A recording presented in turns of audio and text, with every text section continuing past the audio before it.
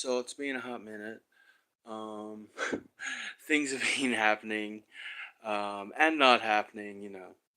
These things happen. Life goes on. Sleepless nights and dreamless fights, all those kinds of things. Anyway, early in the year, I was studying acting, and I decided I would use ChatGPT, which I had on my phone, to generate some monologues and scenes and things.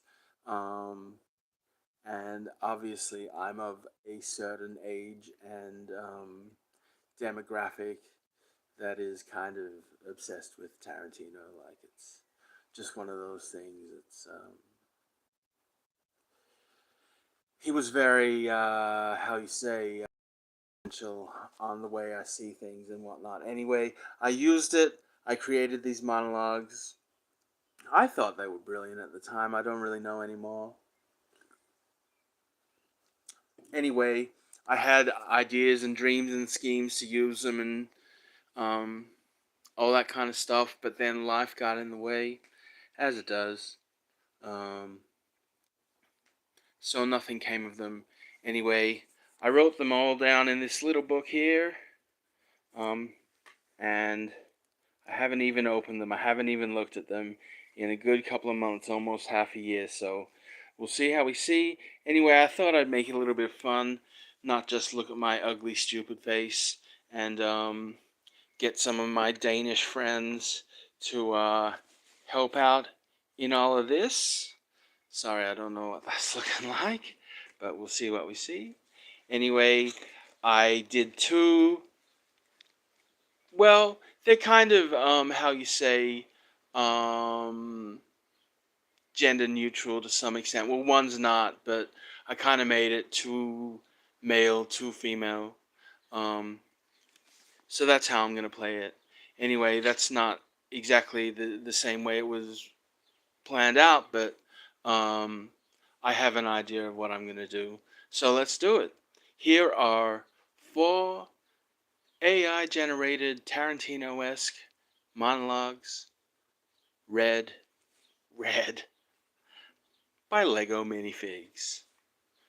Monologue 1.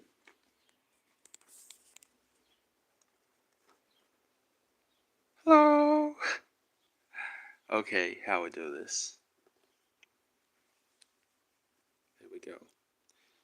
You know what I hate? People who take themselves too seriously. I mean, come on. We're all just monkeys on a rock hurtling through space. So why not have a little bit of fun while we're here? I remember this one time. I was at a party and this guy comes up to me and starts talking about how he's a serious artist. And I'm like, oh, really? What kind of art do you do? And he goes, I tease. I swear to God, I almost spit out my drink. I mean, who does that? But you know what?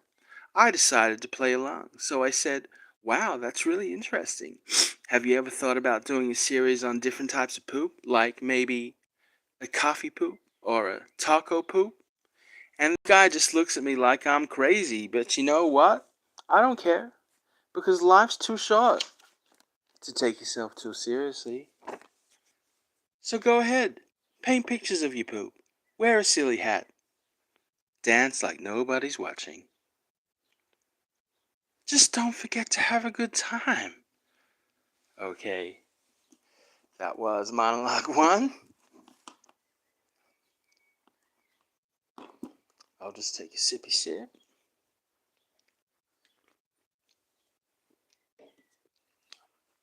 Have a vapey vape.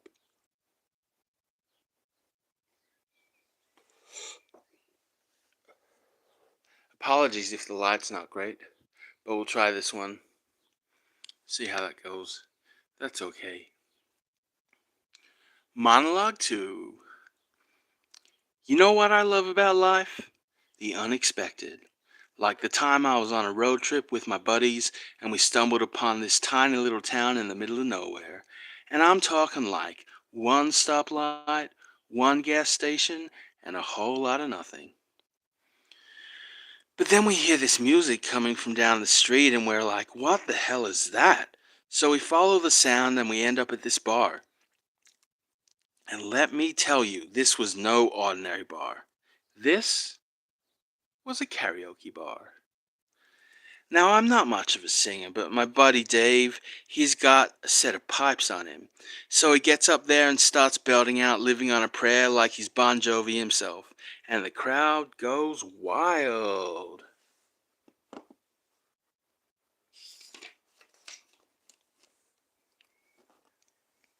But then this old dude gets up there, and we're all like thinking, oh boy, this is gonna be bad.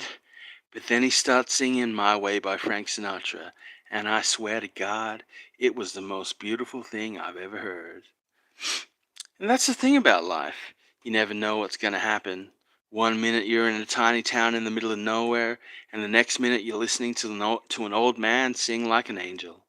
So embrace the unexpected, and always be ready for a good time. That was monologue 2. I don't know about these. They seem pretty hokey when I think about them now.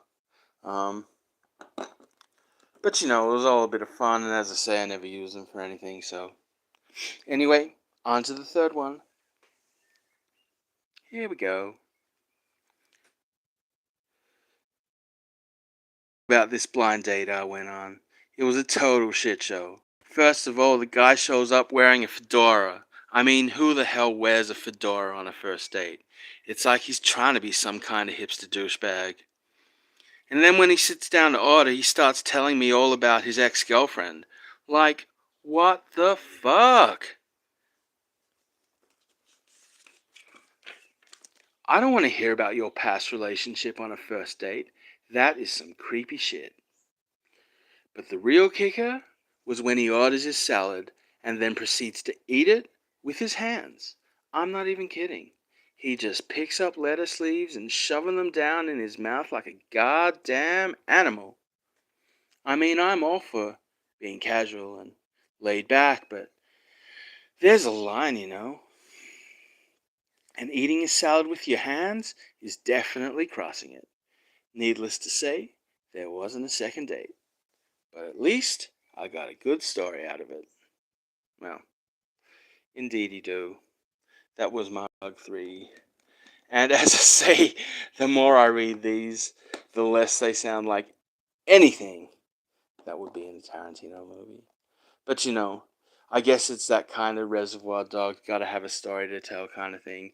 Anyway, the fourth and last one, although of course they're not criminally related or anything, they're just kind of witty, or at least what a computer would think is a witty story. So anyway, just a sec, take a sip.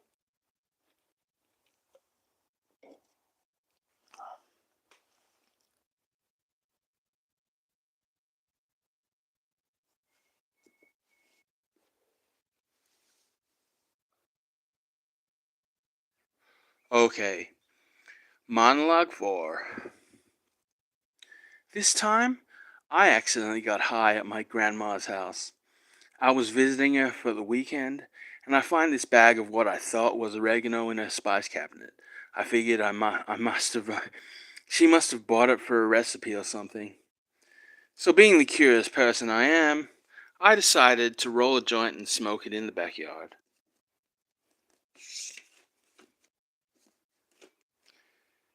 And let me tell you, that shit, not oregano. I was so high, I couldn't even remember my own name. I stumbled back into the house and my grandma was like, "Are you okay?" And I was like, "Yeah, Grandma, I'm just really into this painting on your wall right now." And then, to make matters worse, my grandma's church group showed up for a surprise visit. So there I am, high as a kite, trying to get normal, trying to act normal in front of a bunch of old ladies. Long story short, I learned my lesson. Always check the label before you smoke anything from your grandma's spice rack. Ta-da! Thanks, guys. That weren't too bad, I guess. Um, anyway, that was my ChatGPT AI generated Tarantino-esque monologues. What'd you think? Worse, and all the best. And if you're one of those people that I'm gonna curse, well, you're cursed, but not you, obviously. Thank you kindly.